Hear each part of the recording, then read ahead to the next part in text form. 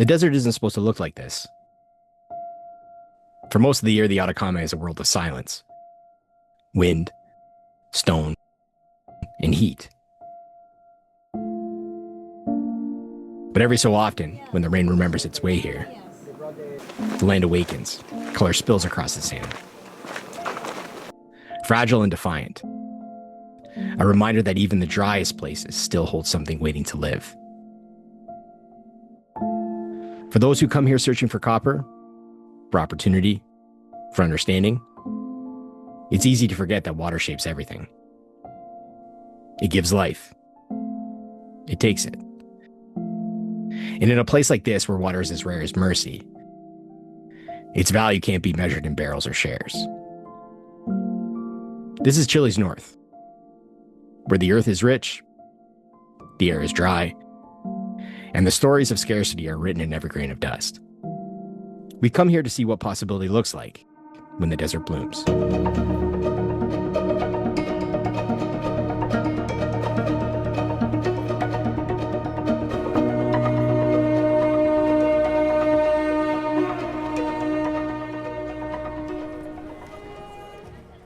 Well, thank you very much, RIU, for inviting Hot Chili to present again and provide an update in what has got to be one of the longest persistent stories in global copper.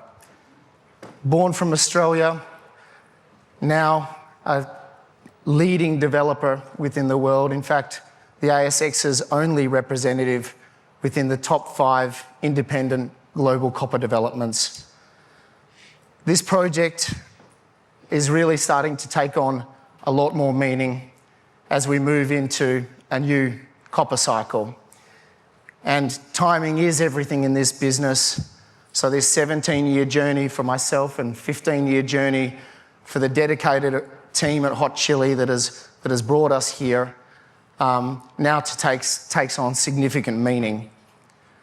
So as most of you know, we've been developing this asset from inception, from discovery, at the end of the last copper cycle, and we now sit here today with a project under feasibility, as I mentioned, top 5 by scale of the independents.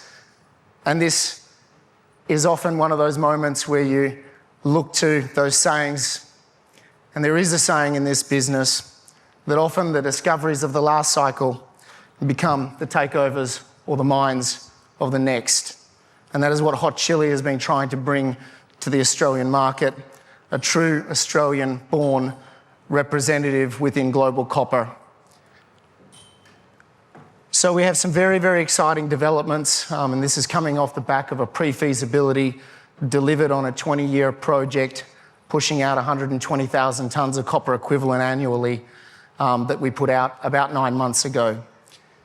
And the winds have changed dramatically in that time with the global copper price and with the market sentiment in general, starting to actually feel the fundamentals behind this supply-driven cycle that we're moving into, that has really pushed copper now as the most globally significant or valuable of the metal markets, coming alongside iron ore at the moment. Hot Chili's stock has quadrupled in the last 5 or 6 months. Last week, we put away a $40 million placement institutional across Canada and Australia as we start to build out our beachhead into the North American market and expand our capital pool in preparation for financing this project in the coming couple of years. What we have is a market that is fundamentally changing before everyone's eyes. This is probably one of the key metals, along with gold and silver, that are seeing significant investment appetite, and we're starting to see that reflected in the enterprise value on each of the peer developers in this copper development space. At the moment, Hot Chili's stock price is rising, but so are our peers, and that differential between valuations in North America and Australian large copper developers has never been more pronounced. We also see it in a growing amount of transactions in this space. P/NAV ratios on asset level transactions and takeovers are rising, and in the last 6 months have taken a significant leg up with activity in this space around M&A and asset level transactions. So these are all very, very important metrics when Hot Chili is already well underway with its asset level strategic partnering process in the background to this story. What we're going to focus on is the three key areas of growth and catalyst for the continuing re-rate of Hot Chili as one of the primary exposures to copper on the ASX.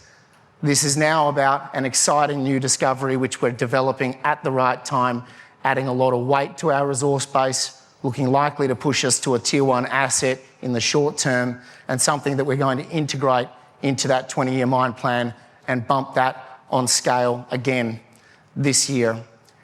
So outside of the discovery, we're pushing hard on the feasibility of Costa Fuego, not looking to slip on our timeframes towards finance and final investment decision. And we're also advancing very well on our strategic asset in water, which the introduction video was no doubt a teaser towards. So again, a slide that many of you that have been following the Hot Chili story know well. Our advantage at the beginning was all about location, elevation. 12 years of permitting advance has the company positioned to submit our environmental impact assessment on stage 1 of this project towards the end of this year, and that starts the time clock for the delivery of our definitive feasibility in 28. And what we have well positioned is a very, very strategic location. We're at 700 metres, we're not at 4,200 metres.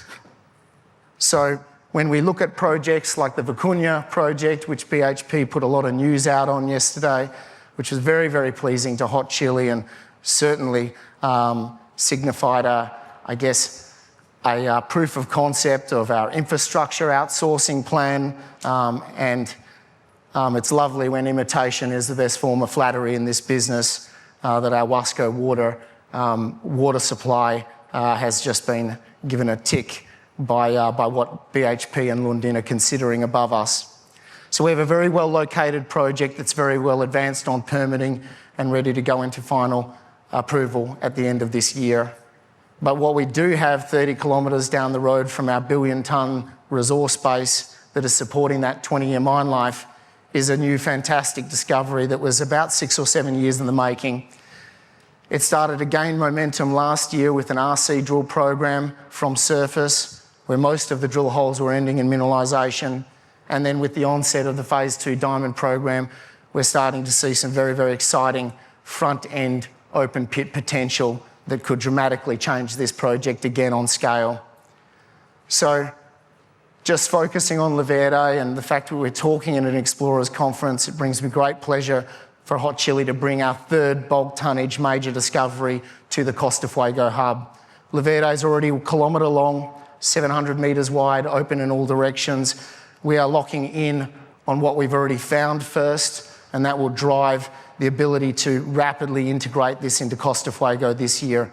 But we'll also now be accelerating our drilling. A second rig will be on the ground and no doubt a third rig to come as we start to accelerate this towards first resource and then integration into reserves for a restated pre-feasibility at the end of this year. So what we're also now starting to really like is the shallow, higher grade mineralisation that our diamond holes are starting to intersect. So this is bulk mineralisation, shallow gravel cover which can be easily removed and straight into higher grade mineralisation than our front end at Costa Fuego. So when we're looking at something of the scale that looks likely at this very early point to add some 5 years of production into the front end of Costa Fuego, now we're looking at potentially adding in the first year into Costa Fuego, replacing that front end with material that is some 30%, 40% higher in revenue. And that has a dramatic impact on paybacks and financial metrics, obviously. So this is what it looked like with 10,000 metres of RC. And this is what it looks like after 8 diamond holes. We've got 6 diamond holes coming to market and an acceleration of drilling that is going to start looking at this high-grade core which continues to converge and grow at depth. Just yesterday, we were able to announce some very exciting results at depth where we're predicting the high-grade core to continue expanding and starting to see some very exciting higher grade zones. I guess what's really good about this project is this is the type of high grade core we found in our second discovery at 400 metres depth. So the type of systems that are found with the ATEXs next to us or the philo minings above us, but this is from surface. So there is a bigger story here. Verde sits within a large cluster, 3 lookalike anomalies, 2 of them covered by gravels. We'll be getting our teeth into that in the coming months and starting to see whether this is not only just a mine life push from 20 out towards 30 years with Verde's discovery footprint, but whether in fact that this is a scale-up opportunity to push ourselves up in terms of global significance of what this is becoming. The resource base is already within the top 10. Verde will push this likely into tier 1 category, 5 million tonne copper, 5 million ounce gold and above. The pre-feasibility economics were very, very solid at long-term copper prices of $4.30, which are now significantly higher, and certainly $22.80 gold, which is a lot higher on long-term. So a very high metal production project, something akin to the scale of production of Oz Minerals before it was taken over, and delivering a bottom quartile capital intensity, almost a bottom quartile C1 cash costs. But when we take that $1.3 billion mine that can put out twice the metal for the capital of our peers because of its location down on the coast, we look at the NPVs and the IRRs after tax, and we say, what can 5 years of Verde do to that? And it can lever that by 50%. So when you add that to the leverage that the metal price is already doing for our key commodities in copper and gold, this is a dramatic transformation of the financials on this project.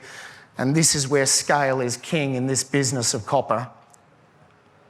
So leverage for Hot Chili, we were already one of the most leveraged with almost 95,000 tonnes of annual copper supply coming. And what Verde does is it probably puts us to one of the most leveraged out of the significant copper developers in the world that are classed at plus 40,000 tonnes of annual supply. Our capital intensity relates to elevation. That's always been clear. But also, when you start to look at the meaningful top 5 copper developers of the world, this is where the cash costs are really meaningful, being at low elevation also. So a very compact development footprint, central processing, primarily a sulphide concentrator scaled at 20 million tonnes at this moment, as well as a leach operation, drawing ore sources from those 2 bulk sources, one of them so new that it's not even on this map yet in Verde. But certainly something that is being prepared for development layout on the EIA. So I said I would speak about the hidden asset, the strategic asset that Hot Chili has been developing in the background, and this is about water. We are in the scarcest area of the world for water supply, and one of the most stressed regions that's attracted all of the largest industrial water players to invest in building out what will be the solution to water supply for the Atacama. Now regulations have changed and you can't take water out of the ground. And that is desalination for the majority of the copper sector. We've studied a pre-feasibility. We've looked to outsource our water infrastructure, something that I said was a growing trend in Chile. And now yesterday, BHP have followed suit. This is infrastructure you can take out of your capital. Others can finance it. They can secure supply agreements with you, and you pay for it in your operating costs. This reduces capital further. So that approach to what we're doing with seawater supply for the processing of Costa Fuego, I guess, is then complemented by the larger regional water supply opportunity to supply desalination to an entire region, supporting the largest cluster of undeveloped copper projects in the world. And so that opportunity for a regional catchment of water off-takers being coupled with a asset-level strategic partnering process on this water asset is the commencement of Hot Chili's ability to start monetising this asset to effectively develop our copper project and finance it. So thank you very much for your time. The next few months are going to be very interesting. A lot of drill results coming out of Verde, pushing towards a first resource and an integrated and revised pre-feasibility with some exciting things happening on the corporate front. So thank you very much for your time.